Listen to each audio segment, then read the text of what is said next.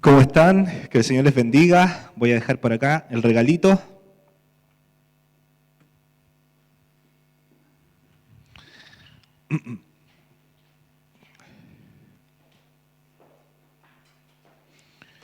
Bueno, un gusto poder estar acá con ustedes, compartiendo la palabra. Siempre es un desafío para mí compartir la palabra y una bendición también. Estamos hablando sobre Juan. ¿Cuántos se acuerdan? Hemos tenido unos saltos, eso sí, unos saltos, pero ahora volvimos a Juan, a la serie de Juan, el Evangelio según San Juan. Gloria a Dios. Entonces vamos a leer, va a ser muy breve lo que vamos a leer, el capítulo 6, la última parte del capítulo 6 va a ser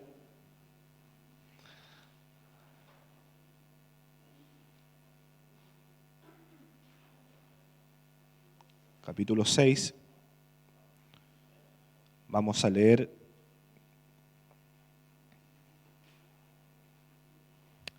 a partir del 60.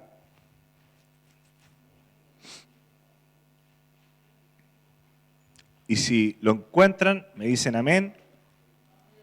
Y así entendemos nosotros que lo encontró. Si no lo encontró, si no lo tiene, lo van a proyectar de todas maneras, así que no hay problema.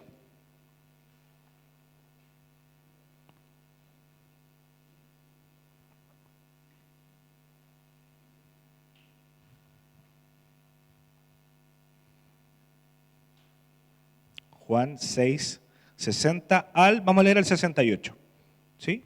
Al 68. Sí, yo lo voy a leer en versión NBI, ¿sí? Perfecto.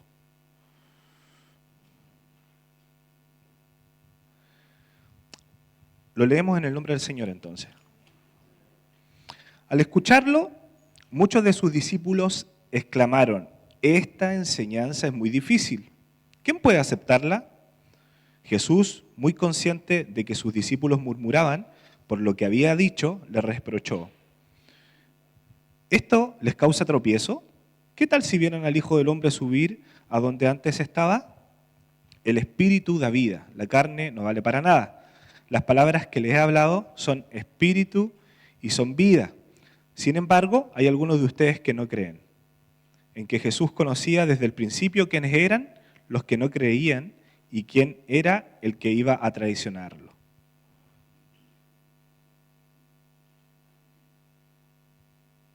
Perdón.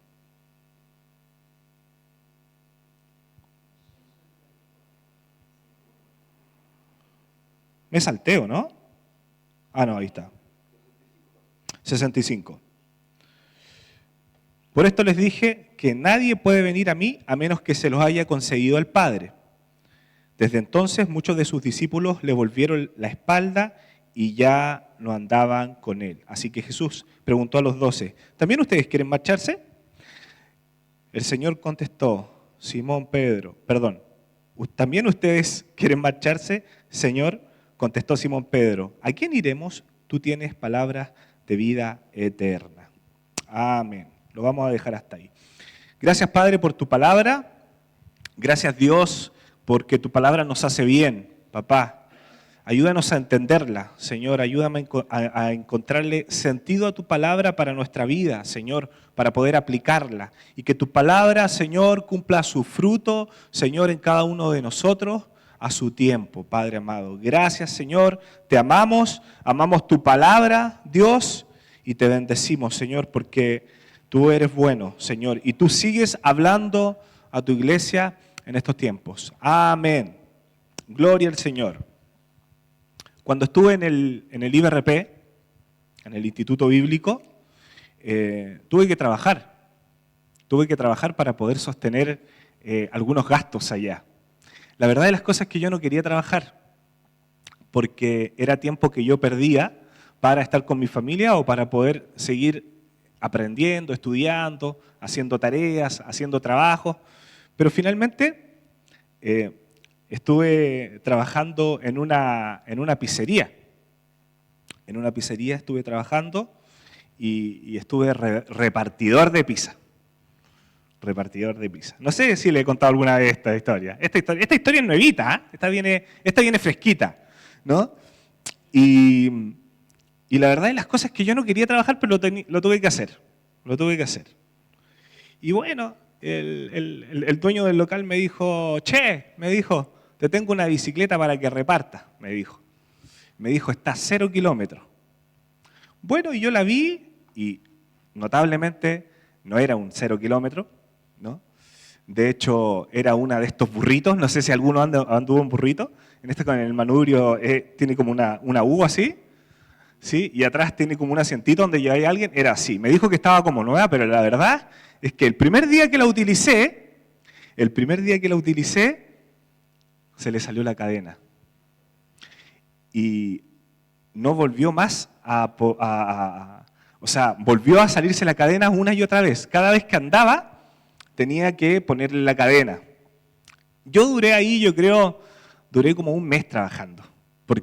Y con la bicicleta, imagínense lo que significa repartir pizza con una bicicleta que se le salía la cadena constantemente. El último día que trabajé, me sentía muy cansado y muy frustrado de por qué estaba en esta situación. No sé a cuánto le ha pasado, ¿no? Y le han preguntado, Dios, ¿por qué estoy en esta? ¿No? ¿Por qué? ¿No? Y la cosa es que iba a dejar una pizza a un departamento que estaba ahí en la avenida más importante ahí de Lomas de Zamora, y se le salió la cadena de nuevo. Y ahí yo me enojé. Recuerdo, ya frustrado.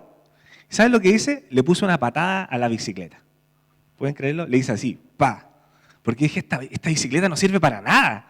Esta porquería, y más encima la otra persona me decía que estaba como nueva. Pa, se fue de patada. Y recuerdo ahí que el Señor me empezó a hablar y me hacía entender que hay muchas cosas que nosotros no vamos a comprender, no vamos a entender. Quisiéramos nosotros entenderlas, tratamos de entenderlas. A veces nos justificamos con versículos bíblicos para poder entender lo que el Señor quiere decir. Pero la verdad, en el fondo, bien no sabemos muchas cosas de las que no está pasando. Nos pasó, nos sigue pasando. Entonces, el Señor me decía en mi corazón que siguiera creyendo en lo que el Señor estaba haciendo en mí. Que no importa si no entendía todo lo que estaba sucediendo, pero sigue creyendo en mí. Era lo único que decía. Sigue creyendo en el propósito, sigue creyendo en el llamado, sigue creyendo en el llamado que yo hice para tu vida. Y eso para mí fue suficiente. No sé para cuántos es suficiente el llamado de Dios a sus vidas. Señor, gracias papá, no sé por todo, no entiendo todo por lo que estoy pasando, no le encuentro una explicación a todo lo que he vivido en mi vida, pero te doy gracias, Señor, y creo en ti, y creo en el propósito en el cual fui llamado. Amén. Es difícil, ¿no? Es difícil. Y a veces nosotros nos tratamos de justificar muchas veces incluso con la Escritura para responder a ciertas situaciones en nuestra vida en las cuales nosotros no entendemos, ¿no? Y eso se hace complejo. Y en pos de eso escribí un pequeño relato. Se llama Jesús anda en bicicleta. Justamente después de pegarle la patada a la bicicleta.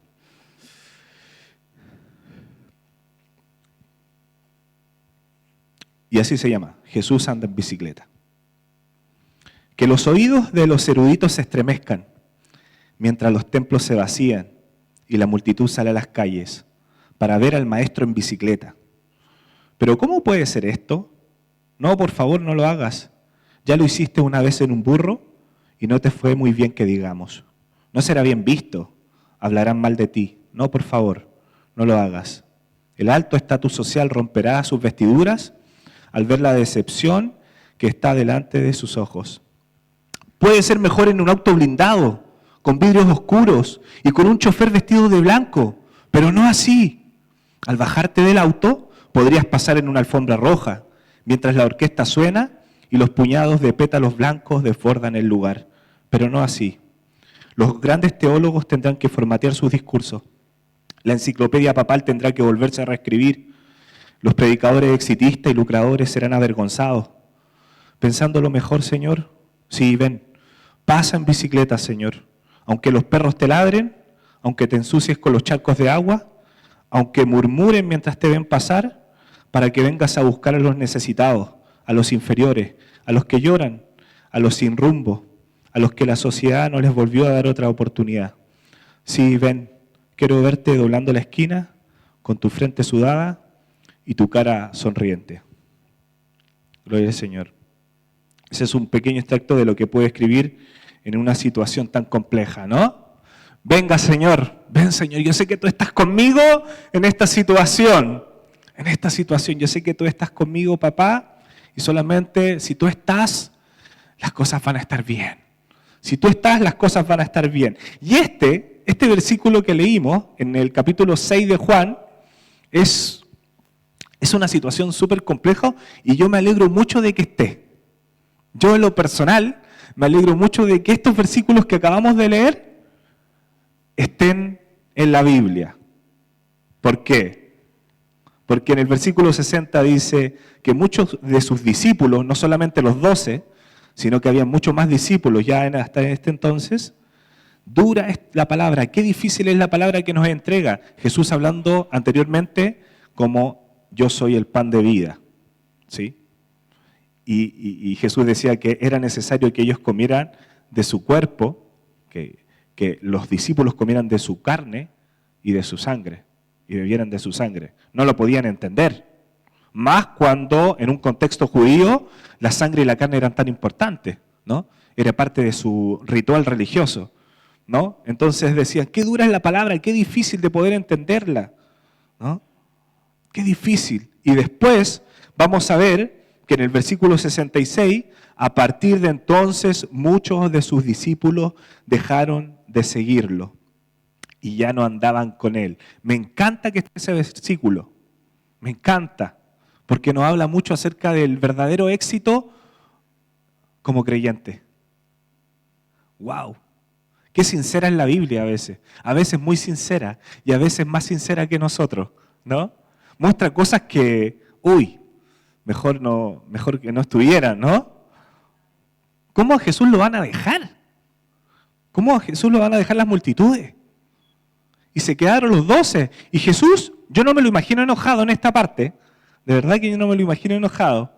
Yo me lo imagino expectante, sabiendo lo que el Señor había en los corazones de los discípulos. Y miró a los 12, se fueron todos. Imagínense este panorama, se fueron las multitudes.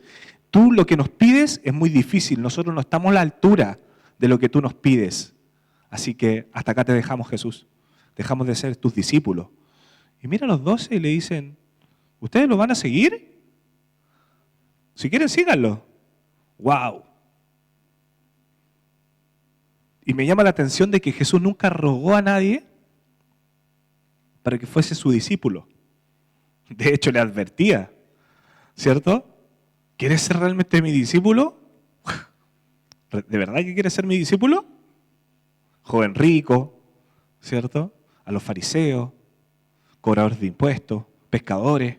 ¿De verdad que quieres ser mi discípulo? ¡Wow! ¡Qué tremendo!, ¿no? Y sale Pedro y salta y dice, ¿no?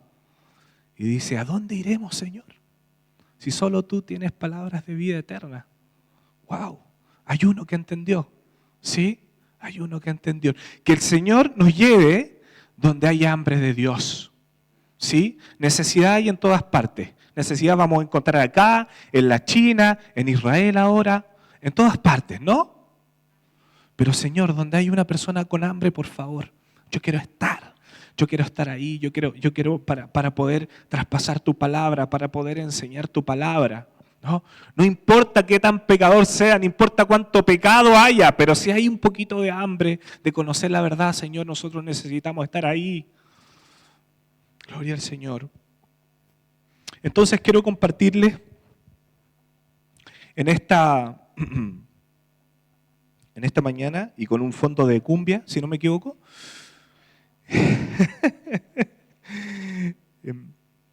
tres hábitos en los creyentes que hacen que los no cristianos se alejen de Jesús. Fíjense que aquí los que se alejan de Jesús no es por causa de Jesús, o sea, es por causa de Jesús, es porque había muchas cosas en ellos que no dejaban ver a Jesús, no dejaban conocer realmente a Jesús, porque no todos lograron entender a Jesús. Y yo me he estado preguntando, porque creo que es algo muy importante, y que se lo he tratado de transmitir a los jóvenes, es que nosotros cuando abrimos la Escritura tenemos que ser sinceros. Tenemos que ser sinceros con la Escritura. ¿Por qué dice esto? Señor, no me cabe en la cabeza. Señor, no me cabe en la cabeza por qué hubieron tantos homicidios en el Antiguo Testamento. Señor, sincérese contigo cuando lea la Escritura. No lo leas como, el pueblo de Israel ganó la batalla. Bueno, y todos los muertos que dejaron para atrás. Y tantas preguntas que nosotros nos hacemos con la Escritura, y creo que es muy importante que nosotros a la hora de leer la Escritura seamos sinceras con ella. Y yo me he preguntado en este tiempo, ¿de verdad que Jesús quería que lo entendieran? ¿De verdad que Jesús quiso que lo entendieran realmente? ¿Por qué Jesús no fue mucho más simple para decir las cosas? No sé si se lo han preguntado. Señor, ¿por qué no la hiciste más fácil? De verdad, ¿por qué no? No sé si quería que lo entendieran completamente, porque muchas de sus historias son misteriosas. Y tal vez, siéndoles muy sincero, probablemente su objetivo no era que lo comprendieran totalmente, pero sí que creyeran en Él. Sí que creyeran en Él. No sé por qué Jesús está andando en bicicleta, me cuesta entenderlo, pero sí. Sí, creo en Él. Sí, creo en Él. De hecho, el énfasis que va a poner Juan es que, ¿cuál es? Que lo conozcan a Él. Ese es el gran objetivo de Juan, que lo conozcan a Él. No que lo amen, que lo conozcan. ¿Sí? Que lo conozcan. Y muchas veces el conocerlo va a tener ciertos límites, porque no vamos a entender lo que el Señor está haciendo. ¿Sí? Y al conocerlo, con lo que podamos conocerlo, podamos creer en Él. ¿Sí? Hay cosas que son misteriosas. Hay cosas que son difíciles de hilar, más con nuestros lentes culturales. Más con nuestros lentes culturales que muchas veces nos afectan. Esto le pasó a los discípulos. Los lentes culturales que ellos tenían impedían entender a Jesús. Impedían. Porque Jesús era una especie de antilíder. ¿Sí? ¿Cuál era el prototipo del líder de los judíos? Un líder que derrocara al Imperio Romano, que se instaurara en el trono del imperio, en Roma, ¿sí? Que estuviera en Roma. Jesús a Roma, ¿no? Y Jesús no llegó ni a Roma, ni siquiera llegó a Roma, mucho menos al trono, ¿no? Entonces, el prototipo de un líder judío era un líder autoritario, era un líder que estaba dispuesto a derrotar al Imperio Romano, ¿sí? Era un líder visiblemente mucho mejor que Jesús en muchos aspectos, en aspectos económicos, en aspectos también de sus antepasados, de dónde venía Jesús, ¿no? Entonces por eso se cuestionaban y decían, pero si este es el hijo de José, el hijo de María, ¿cómo está haciendo tantas cosas? ¿Cómo está hablando con tanta autoridad? Si sabemos que es un Galileo. Y dice en otra parte de Juan, pues en Galileo no salen ni profetas. Ni profetas salen. ¿Cómo va a salir un rey? ¡Wow! ¡Qué tremendo! Entonces, yo me hacía esta pregunta, ¿por qué muchos dejan de seguir a Jesús? Y por consecuencia dejan de pertenecer a comunidades cristianas o nunca van a estar en comunidades cristianas. ¿Se ha preguntado usted alguna vez si sus prácticas, sus tradiciones, incluso su doctrina, alejan a los no creyentes de Jesús y de la iglesia? ¿Se lo ha preguntado? Yo creo que sería una buena pregunta hacernos, ¿no? Hacernos a nosotros mismos de manera personal y sincerarnos. ¿Qué pasa conmigo, Esteban? ¿Te has preguntado, Esteban, si algunas de mis prácticas, de mis tradiciones, de mi doctrina, alejan a los no creyentes de Jesús? ¿Alejan a los no creyentes de pertenecer a una comunidad cristiana? Es por eso que solo quiero compartir 3 hábitos. Yo sé que hay muchos más y que tal vez usted en su vida ha identificado, porque creo que de alguna manera, una vez que conocimos al Señor, se inserta en nosotros un religioso en nosotros. Un religioso que constantemente lo tenemos que desechar y desintoxicarnos de él o de ella, ¿cierto?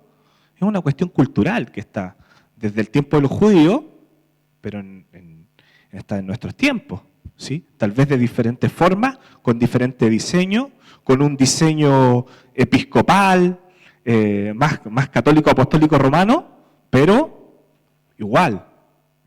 Nosotros decimos, bueno, nosotros no somos católicos, pero tenemos un aspecto cultural católico por cientos de años, ¿no? Que está inserto en la cultura occidental, en la cultura latinoamericana especialmente, especialmente en la cultura latinoamericana.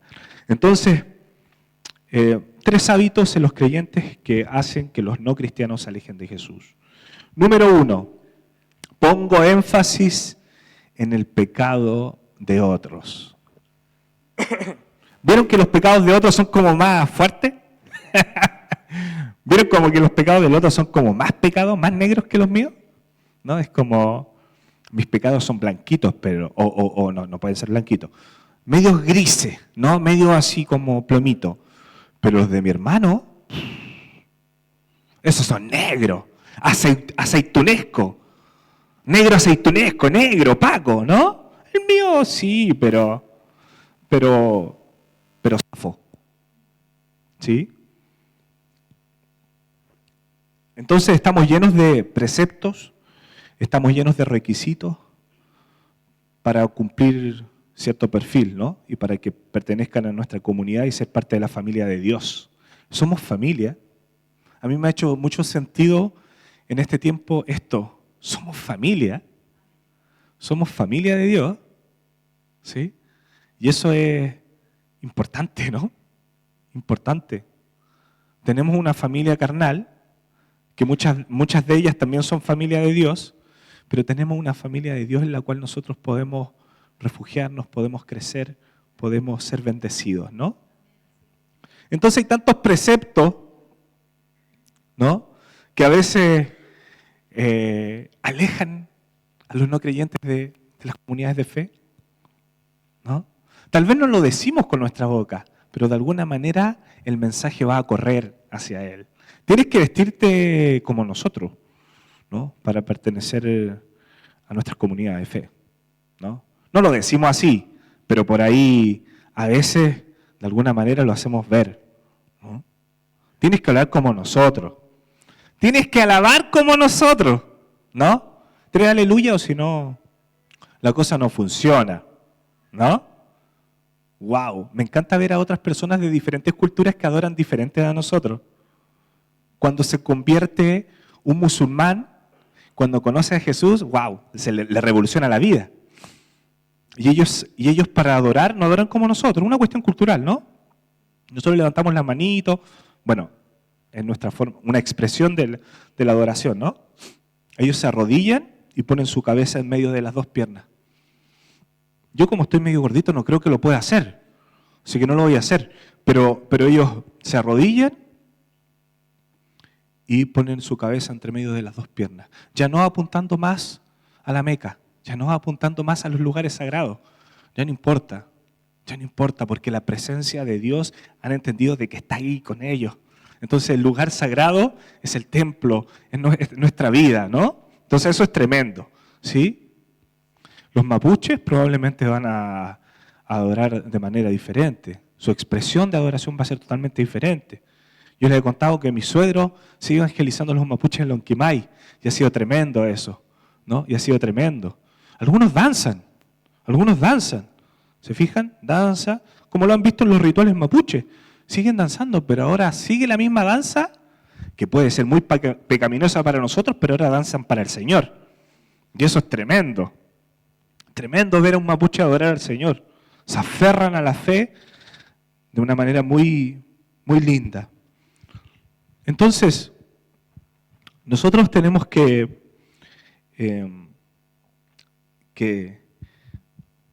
percibir esto, ¿no? Entonces ya una vez que te vestiste como nosotros, ya una vez que hablas como nosotros, ya una vez que piensas como nosotros, porque yo le soy sincero, hermano, y si hay algo que a mí me ha costado, es que las personas piensen igual que a mí. ¿No? Las personas que no piensan igual que mí, wow, qué difícil es para nosotros, ¿no? Qué difícil es para nosotros, ¿no? Entonces, una vez que te vestiste como nosotros, que hablaste como nosotros, que alabas como nosotros y que piensas como nosotros, entonces perteneces a la comunidad de fe, ya estás más cómodo, ¿cierto? Ya te homologaste, ¿no? Y pronto tendrás la oportunidad de, ya como piensas como nosotros, ya pronto tendrás la oportunidad, ¿cierto?, de tocar un instrumento, de, no sé, de ocupar algún puesto, ¿no? O cosas así, ¿no? ¿Sí? De ser maestro de escuela dominical. Ah, es que, ¿sabes qué? No, yo nunca canté en mi vida, ¿no? No sé, a mí me gusta la contabilidad. No, es que los contadores son terribles, ¿no? Es que a mí me gusta más la arte escénica. Bueno, podría ser, no sé, pero no hay ministerio de teatro. Así que estáis sonados. ¿Qué hacemos? ¿Qué hacemos entonces? Wow. Hechos capítulo 10, versículo 13. Dios llama a Pedro y le dice, Pedro, mata y come. En una visión, ¿se acuerdan? Pedro, mata y come. Entonces Pedro le dice, no. Ninguna cosa a mi cuerpecito ha entrado. Ninguna cosa impura ha entrado a mi vida. ¿No? Entonces Dios le dice, lo que Dios ha limpiado, no lo llames tú común. ¿Sí? El mismo que dijo, solo tú tienes palabras de vida eterna. ¿Sí? Le costó confrontar esto, ¿no?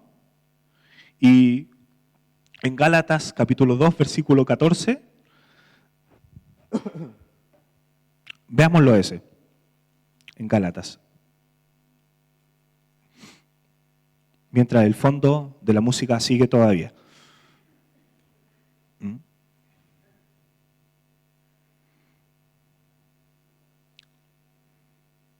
¿Lo tienen ahí? Sí, Gálatas. Cuando vi que no actuaban rectamente, como corresponde a la verdad del Evangelio, le dije a Cefas, delante de todos, a Pedro, si tú, que eres judío, vives como si no lo fueras, ¿por qué obligas a los judíos a practicar el judaísmo?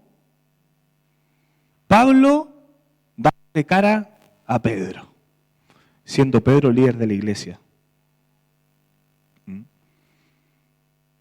¿Por qué obligas a los no judíos a practicar el judaísmo? ¿Sabes lo que hacía Pedro? Pedro se juntaba con los gentiles y comía todo lo que podía comer, igual que los gentiles. Se sentía un gentil más para llegar a Cristo. Para llegar a Cristo. Me siento con los gentiles y como con los gentiles, pero cuando se sentaba a comer con los judíos, les decía, epa, ten cuidado con lo que estás haciendo, ¿ah? No te vayas a comer una costillita chanchito. No se te ocurra, y que son tan sabrosas aparte, ¿no? Entonces muchas veces, todos nosotros, todos, líderes, y los que no tienen una función, también, muchas veces ponemos cargas en otros de las que nosotros ni siquiera podemos soportar. Como que nos gusta eso, ¿no? Poner carga en otros. Y nosotros ni siquiera la remamos, ¿no? Entonces Pedro establecía la ley cuando ni siquiera él la cumplía. ¿Cómo es eso entonces? ¿Cómo es eso? Bueno, vamos avanzando, ¿no? Número 2. Otro hábito de los creyentes que hacen que los no cristianos se alejen de Jesús, ¿no? Mostramos una cultura de éxito diferente al éxito que Jesús enseña. Y aquí tiene que ver mucho con el liderazgo de Jesús, ¿sí? Jesús no era lo que esperaban los judíos, ya lo habíamos dicho, ¿no? No era el prototipo de líder que ellos necesitaban, que ellos querían, ¿no? Jesús decía palabras como, si alguien quiere ser mi discípulo, deje a su padre, a su madre, a sus hermanos. Jesús decía palabras como, si alguien quiere ser mi discípulo, tome su cruz y niégase a sí mismo.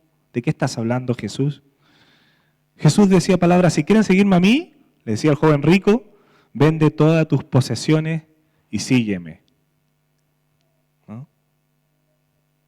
Entonces, había una tentación en la época de Jesús de ser como un líder que esperamos, que todos esperamos. ¿Sí? Que todos esperamos. ¿Sí? Y Jesús, aunque no lo dice literalmente, tuvo que lidiar con esa tentación de proyectar ser un líder como ellos querían o como un liderazgo como Dios realmente quería. Entonces, Jesús sabía quién era, y eso creo que va a ser fundamental para nosotros, saber quién somos. ¿Sí? Nosotros somos poquitos en los jóvenes, y a veces compartimos con la sección 7, con otros jóvenes, y ya nos conocemos, pero al principio fue difícil decir que éramos poquitos, ¿no? Como que a veces uno tiene la idea de proyectar, de decir, ¿por qué no decir somos 100 jóvenes, ¿no? Y está la tentación, ¿no? De decir, de sumarle un par de números. Total, nadie se va a dar cuenta, ¿no? ¿Cuántos jóvenes son en tu iglesia, Esteban? Y en promedio ahora somos 12. Somos más, pero en promedio somos 12. 12, ¿no? Pero está esa tentación de decir ya 20 por lo menos, ¿no? Son mis pecados grises. Oye, los pecados grises son los más peligrosos. Son los más peligrosos porque son esos pecaditos que tú como que lo haces sutilmente, ¿te fijas? No son de estos pecados grotescos que nosotros hacemos, ¿no? Como que tú decís, ya no me importa nada. No, sutil, ¿no? No, son como 20, ¿no? Son como 20, ¿no? Y sé que son 12, ¿no? Entonces está esa tentación, ¿no? Y esa tentación Jesús también la sintió de ser un líder políticamente correcto. Y Jesús no fue un líder políticamente correcto. Por eso muchos se les fue. Por eso muchos líderes se fumaron. Entonces es importante desde ese aspecto que nosotros podamos aferrarnos a la palabra. Hay gente que se va a alejar de ti por seguir a la palabra, pero hay gente que se va a quedar. Hay gente que se va a quedar, iglesia. Y hay gente que el Señor te va a usar para despertar hambre en el corazón de otros. Y con esos, abrázalos. Y con eso, trabaja. Y con eso, discipúlalos. Aunque tal vez no sean muchos, ¿no? Tenemos que estar preparados para las multitudes y para cuando nos dejen así poquito, ¿no? Cuando quedemos como poquitos, ¿no? Entonces muchas veces enseñamos que el éxito es tener una iglesia numerosa. ¿El éxito en la iglesia es tener una iglesia numerosa? Entonces nos presionan. Al joven soltero lo presionamos. Entonces tiene que estar casado. Ahí vas a saber lo que es bueno. Casado, ¿no? Como que ¿no?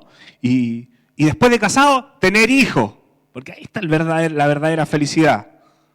¿O no, chiquillos? ¿O no, seguita con estrella? ¿No? ¿Cuándo? Oye, a propósito, no.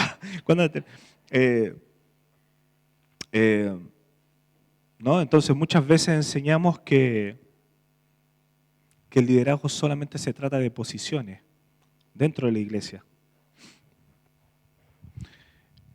Y muchas veces hay un corazón del líder que está acá y que tal vez no ha tenido la oportunidad de ocupar una posición, un cargo, pero déjeme decir que hay líderes también, que hay un corazón de líder influenciando, líder de 360 grados. Nosotros influenciamos no solamente cuando llegamos a una posición, No solamente cuando nos otorgan una posición, no solamente cuando nos dicen, cuando yo sea líder, cuando a mí me nombren líder, ahí sí que sí, ¿no? Usted empieza a influenciar desde ya. Líder de 360 grados. Es un libro. Creo que es John Maxwell, si no me equivoco. Líder de 360 grados, ¿no? Que tu zona de influencia lo hagas, lo realices, ¿sí? Lo realices.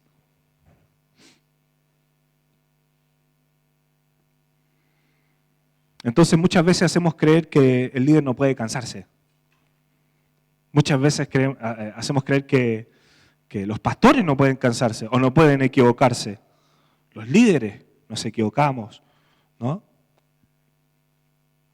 Muchas veces creemos que hacemos sentir mal a la persona que tiene depresión. ¿Vieron que la depresión es del diablo? Menos mal que nos dijeron amén. ¿Vieron? Entonces, olvídate de decir que tienes depresión, ¿no? La vergüenza, ¿no? Porque hay ciertos requisitos, ciertos parámetros en que nosotros decimos, no lo decimos, pero lo sabemos, está internalizado, en que si tú tienes depresión es porque en algo andas, ¿no? Bueno, y punto 3 y último, el último hábito en los creyentes que hacen que los no cristianos se alejen de Jesús, insisto, hay muchos más, ¿no? Es que cuando pecamos, nos hacemos creer a nosotros mismos, y por lo tanto hacemos creer en otros, de que no estamos a la altura de las circunstancias. Y nos rendimos a la idea de ser un verdadero discípulo de Jesús. Nos rendimos. Hay mucha gente que se va de la iglesia porque dicen, yo no doy con la talla, Esteban. Yo tengo problemas que allá adentro la gente no tiene. Tengo problemas con mi matrimonio, estoy luchando con las drogas, estoy luchando con el alcohol, estoy luchando con la pornografía. Entonces, yo tengo luchas que ellos no tienen. ¿De qué estás hablando? Bienvenido al club. Amén, ¿o no? Bienvenido al club. Yo estoy luchando con la ansiedad, ¿no? Y para mí la ansiedad ha sido un gigante en este tiempo. Para mí. Sí, y lo he reflejado. Porque aunque me avergüence, muchas veces me como las uñas sin darme cuenta. ¿No? Entonces, hacemos creer que no están a la altura.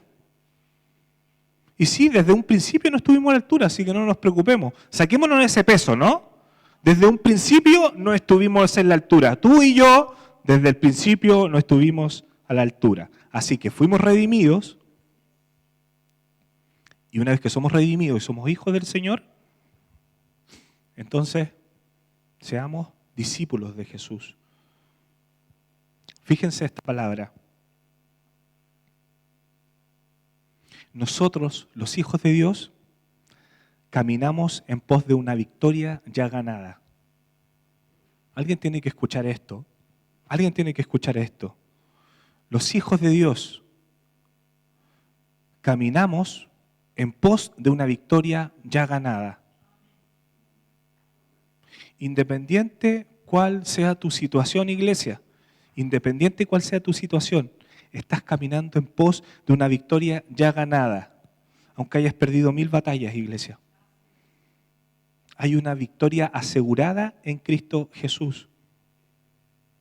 Fíjense Romanos 8:33, ya estoy terminando. Romanos 8:33. Esto es bíblico, esto no es un entrenamiento motivacional. Fíjense. Romanos 8:33. Esto es tremendo. Esto que alguien lo reciba, por favor. ¿Quién acusará a lo que Dios ha escogido? Dios es el que justifica. ¿Quién acusará a lo que Dios ha escogido? ¿Quién nos hará frente? Dios es el que justifica. 34. ¿Quién condenará? Cristo Jesús, es el que murió e incluso resucitó y está a la derecha de Dios e intercede por nosotros. Qué tremenda esa palabra. Fíjense el versículo 37. Vamos a saltarnos un poquito. Es que esto es tremendo. Esto libera, iglesia, esto libera. Quítate en el nombre de Jesús ese peso que llevas. Sin embargo, en todo esto, ¿somos más que? ¿Somos más que? ¿Por medio de qué? ¿Por medio de tus capacidades? Por medio de aquel que nos amó. Quiero decirte algo, iglesia. Eres victorioso no por los pecados que estás cometiendo hoy. Eres victorioso por medio de aquel que te amó, que te redimió y que te dio una esperanza viva. Gloria al Señor. Gloria al Señor. ¿No? Somos más que vencedores, fíjate. Entonces, acá hay una cuestión importante, iglesia. Acá hay una cuestión importante. Muchas veces caminamos como perdedores. Porque estamos en una situación tremenda, en donde el pecado nos aqueja. Y está bien, el pecado produce algo en nosotros. Sería no bíblico decir que el pecado no produce nada en nosotros como hijos de Dios, ¿cierto?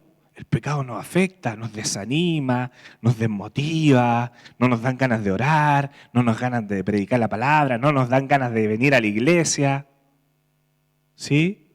Nos creemos el cuento del enemigo y por sobre todas las cosas tambalea nuestra identidad cada vez que pecamos.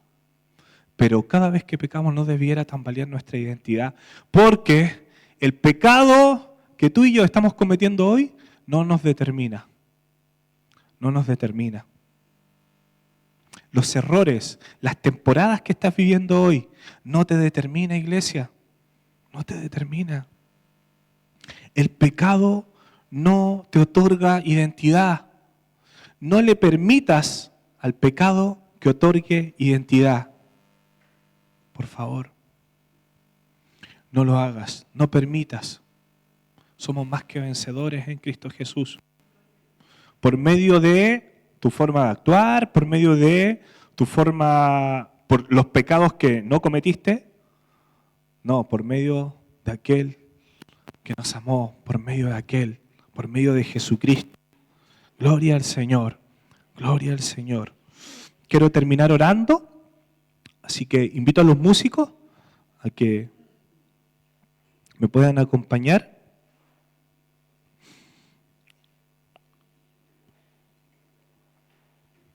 Así que, ¿les parece si tú y yo seamos de aquellas personas que el parámetro no lo ponemos nosotros? No pongamos parámetros. Muchas veces decimos con nuestra boca que a la mesa en la cual Jesús está sentado, están todos invitados. Pero en la práctica muchas veces empezamos a sacar gente, empezamos a sacar sillas para que no se sienten ahí. Y causamos un dolor irreversible muchas veces de las personas. Así que quiero decirte que somos más que vencedores. Necesitamos tener una mentalidad de victoriosos, iglesia. Independiente de la situación en la que estés viviendo. Independiente. Tal vez sea una temporada en la que tú estás perdiendo batalla tras batalla. Batalla tras batalla. Te paraste. Viniste al culto. Y después dijiste, no, volví a caer. Ya no quiero más. No estoy a la altura de las circunstancias. No estoy a la altura. Quiero decirte que en el nombre de Jesús eres bienvenido a la mesa. Eres bienvenido a la mesa. El Señor va a estar trabajando en ti. Sé que lo está haciendo. Está trabajando en tu vida, está trabajando en mi vida. Seguimos luchando con cosas que nos aquejan. Seguimos luchando con debilidades. Seguimos luchando con problemas. Seguimos luchando con nuestra propia religiosidad, que es mucho más dura con otros que conmigo mismo. Pero déjame decirte que el Señor está haciendo la obra. Sigue permaneciendo en Cristo Jesús. Sigue estando ahí. Sigue buscando la verdad. Sigue siendo sincero contigo mismo. Sigue siendo sincero con las Escrituras. Sigue siendo sincero con tus hermanos. Sigue mostrándote vulnerable. Muéstrate vulnerable. Necesitamos una gotita de vulnerabilidad en la iglesia. Mostrarnos tal cual somos. Mostrarnos tal cual somos. Porque venimos de una cultura que nos enseñaron por años y por años de que nosotros debemos mantener una imagen de espiritualidad. Pero nosotros entendemos que somos espirituales cada vez que nos decimos, hermano, estoy cansado, hermano, estoy luchando con esto, hermano, necesito oración, hermano, estoy luchando con la ansiedad, pero no puedo solo, ayúdame. Eso es una verdadera espiritualidad, iglesia. Y quiero orar por ti, quiero orar por mí en este tiempo. Gracias, Señor. Gracias por tu palabra que nos desafía, nos confronta, Señor. Papá, acá hay un religioso más, Señor, que quiero poco a poco ir mejorando ese aspecto, Señor. Ir entendiendo que hay gente que es diferente a mí y que también puede estar sentada a la mesa. Señor, te pido que nos cambies, que podamos ir mejorando. Señor, yo creo en tu palabra, en que dice que nosotros somos victoriosos. A pesar de que las batallas que he tenido en esta temporada han sido pésimas, han sido batallas perdidas. Papá, pero sabemos que tú celebras pequeñas batallas en nuestras vidas. Tú las celebras. Tú te alegras con nuestros pequeños triunfos que nosotros podemos realizar. Gracias, Padre. Ahora que viene el Día del Amigo, Padre amado, nosotros queremos recibirlos a la mesa, a esa mesa espiritual, en donde nosotros podamos ofrecer una silla y decirle, siéntate, tú también eres invitado. Queremos que no solamente sea un culto, Señor, del Día del Amigo. Nosotros los jóvenes trabajando con grupos pequeños, hemos entendido que tenemos que invitarlos a la mesa para que puedan conocer a este Jesús que revoluciona y que cambia las vidas, a este antilíder de la cultura de nuestra época, de la cultura del consumo y del entretenimiento. Padre, ayúdanos, Señor, a atesorar esta palabra. Bendigo a todos aquellos que no se sienten a la altura, pero que aún así llegaron, fueron valientes y llegaron. Señor, te pido que puedas sacar todo peso, que ellos se puedan despojar de todo peso, Señor, y se puedan sentir libres y puedan irse libres y puedan ser plenos, aún con sus batallas no ganadas, puedan sentirse plenos, Padre, saber que ellos van a ir mejorando a medida que se van conectando contigo, Padre. Pero no nos permitas desconectarnos de ti, Señor, porque si hay algo más peligroso que la cultura de consumo, que el liberalismo, que todas las corrientes políticas y filosóficas que puedan haber, es la falta de oración, es la no oración, Señor. Pueden haber miles de corrientes, pero si nos desconectamos contigo, Señor, eso sería terrible para nuestras vidas. Bendigo a todas aquellas, Señor, personas que vinieron a pesar de las mochilas cargadas, en el nombre de Jesús. En el nombre de Jesús. Amén. Pastor.